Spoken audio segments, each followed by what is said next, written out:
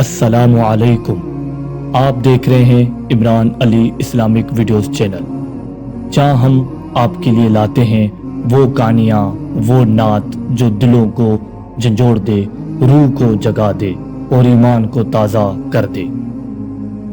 آج ہم شروع کریں گے ایک ایسی اسلامک داستان جو صرف ایک بادشاہ کی نہیں بلکہ عدل، علم اور اللہ کی رہنمائی کی عظیم مثال ہے۔ آج کی پہلی قسط، ذوالقرنین کون تھا؟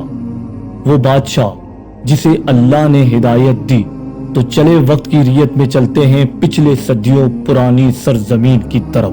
اس کہانی کے اندر ہمیں سیکھنے کو بہت کچھ ملے گا۔ اس ویڈیو کو مکمل دیکھیے گا اور ویڈیو اچھی لگے تو سبسکرائب بھی کر دیجیے گا۔ یہ اس زمانے کی بات ہے جب دنیا کے مختلف حصے چھوٹے چھوٹے قبیلوں اور بادشاہتوں میں بٹے ہوئے تھے۔ ہر طرف ظلم، جہالت اور خود غرضی کا دورہ تھا۔ ایسے میں ایک بادشاہ جس کا عدل، رحم اور اللہ پر یقین لوگوں کے لیے روشنی کی کرن بن گیا۔ اس کا نام تھا سکندر، مگر اللہ نے اسے قرآن میں ذوالقرنین کا لقب دیا، یعنی دو سنگیوں والا۔ بعض مفسرین کے مطابق لقب اس کی مشرق و مغرب دونوں طرف حکومت کرنے کی وجہ سے کہا جاتا ہے کہ ذوالقرنین کی پیدائش آج سے ہزاروں سال پہلے مشرق کے کسی عظیم خطے میں ہوئی۔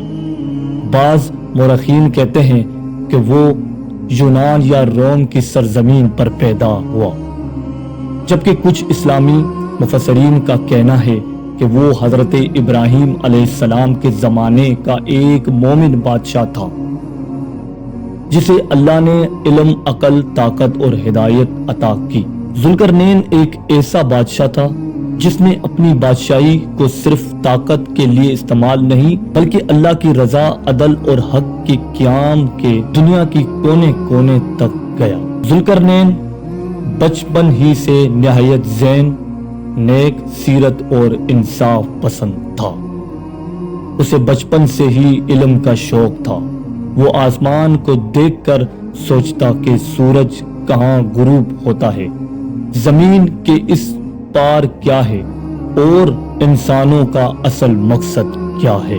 اللہ تعالیٰ نے اسے علم و حکمت عطا کی اور فرمایا، ہم نے اسے زمین میں اقتدار دیا اور ہر چیز کا راستہ اسے دکھایا۔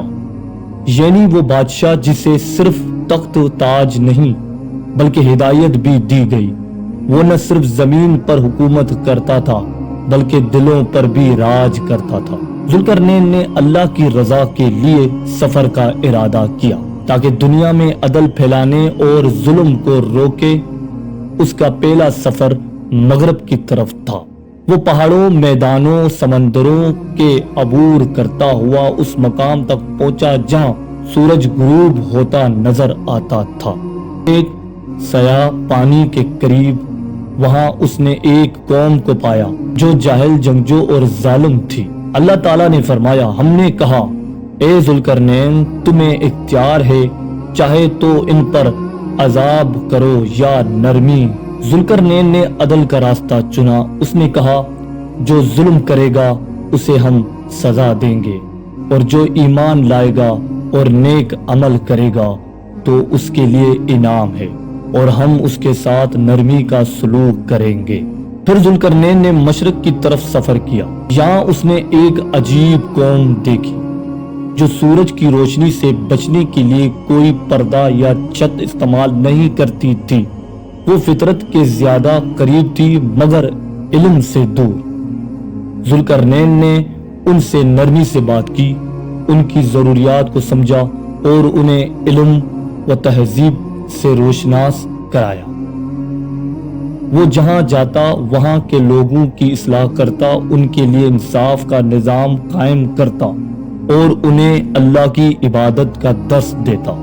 دوستو، یہ تھی ذوالقرنین کی داستان کا پہلا باب۔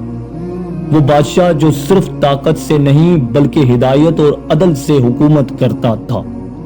مگر اس سفر کا سب سے حیرت انگیز اور سنسنی خیز موڑ ابھی باقی ہے، کیونکہ اگلی قسط میں ہم جانیں گے یاجوج ماجوج کی حیران کن قوم کے بارے میں۔ اور اس دیوار کا راز جو آج بھی ایک معمہ ہے۔ ویڈیو پسند آئے تو لائک کریں، شیئر کریں اور چینل کو سبسکرائب کرنا نہ بھولیں تاکہ اگلی قسط آپ تک سب سے پہلے پہنچے۔ اللہ حافظ، اور یاد رکھیں حق کی تلاش کرنے والا کبھی تنہا نہیں ہوتا۔